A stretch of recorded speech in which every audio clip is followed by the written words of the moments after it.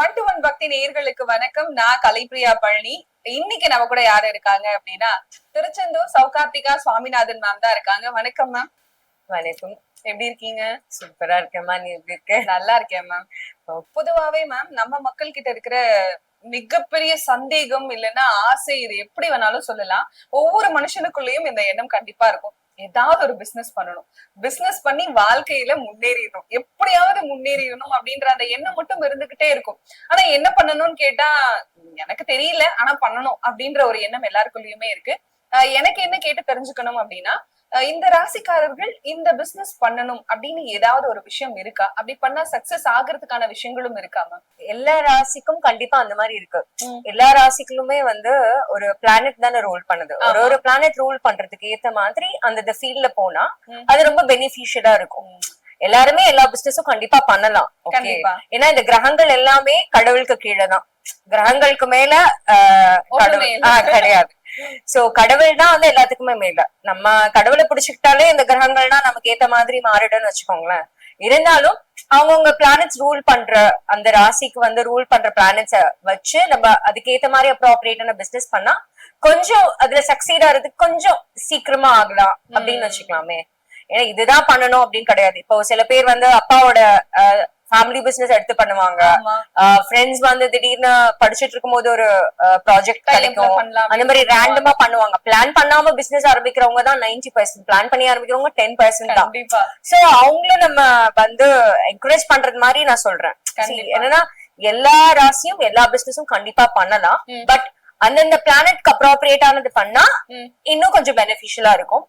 அவங்க அதையும் சேர்த்து கூட பண்ணலாம். Because nowadays it's not only one business. Okay, multiple facets நீங்க நிறைய பிசினஸ் பண்ணலாம். கண்டிப்பா entrepreneurன்ற பேரே we can do multiple business. Like முன்னாடி business man business women சொல்லிட்டு இருப்போம். இப்ப ஸ்டார்ட் அப்ஸ் entrepreneurs வந்துட்டாங்க. சோ அந்த மாதிரி நம்ம அந்த பிளானட்கோட இப்போ ஃபார் எக்ஸாம்பிள் மேஷ ராசினா செவ்வாய் கிரகம். சோ செவ்வாய்னாலே ரியல் எஸ்டேட், ஹவுசிங். சோ இந்த மாதிரி நம்ம பார்த்து பண்ணா உகந்த பிசினஸ் பண்ணும்போது ரொம்ப பெனிஃபிஷியலா இருக்கும். இன்னொன்னு அதோட சக்சஸ் ரேட் ஜாஸ்தியா இருக்குன்னு வச்சுக்கோங்களேன். ஃபார் எக்ஸாம்பிள் அவங்க இன்அப்ரோப்ரியேட்டா ஒரு ஃபுட் இண்டஸ்ட்ரியில போறாங்க அப்படின்னா அதுல ஒரு 60% சக்சஸ் ஆனாங்க அப்படின்னா இவங்க இதுல 100% சக்சீட் ஆகிறதுக்கான சான்சஸ் இருக்கு. So it will balance average. உங்களுக்கு இன்கம் டாக்ஸ் ஃபைல் பண்ணும்போது ஓகே ஒரு டீசென்டான டாக்ஸ் ஃபைல் பண்ண முடியும். சோ அந்த மாதிரி வச்சுக்கலாம். சோ பிராக்டிகலி ஸ்பீக்கிங் திருப்பியும் நான் அதான் சொல்றேன், எல்லா ராசியும் எல்லா பிசினஸுமே கண்டிப்பா பண்ணலாம். ஆனா அந்தந்த ரூலிங் பிளானட்டோடதையும் பண்ணா இன்னும் நல்லா இருக்கும். அதுதான் கண்டிப்பா மேம். இப்போ ஒருவேளை தெரியாதனமா என்னோட ராசிக்கு உகந்த பிசினஸ் நான் பண்ணல, ஏதோ ஒரு பிசினஸ் பண்ணிட்டேன், பை சான்ஸ் அது ஒர்க் ஆயிடுச்சு அப்படின்றவங்க சூப்பர், உங்களுக்கு நல்ல பிசினஸ் இருக்கு, ரொம்ப சந்தோஷம்.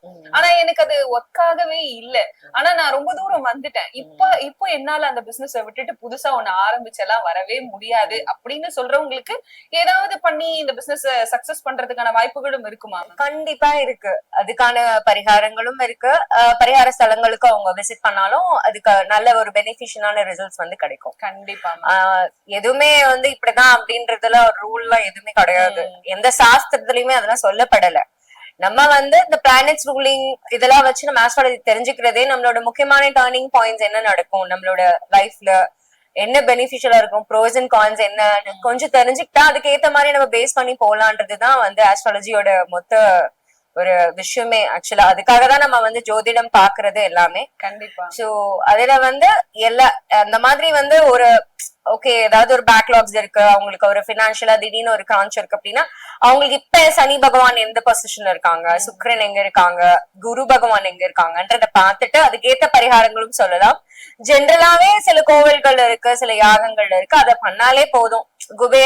குபேரனுக்கு வழிபட்டாலே ஏன்னா இந்திரனுக்கு எல்லா சொத்தையும் இழக்கும் போதும் குபேரனே சொத்தை இழக்கும் போதும் சில கோவில்களுக்குலாம் அவங்க போயிருக்காங்க.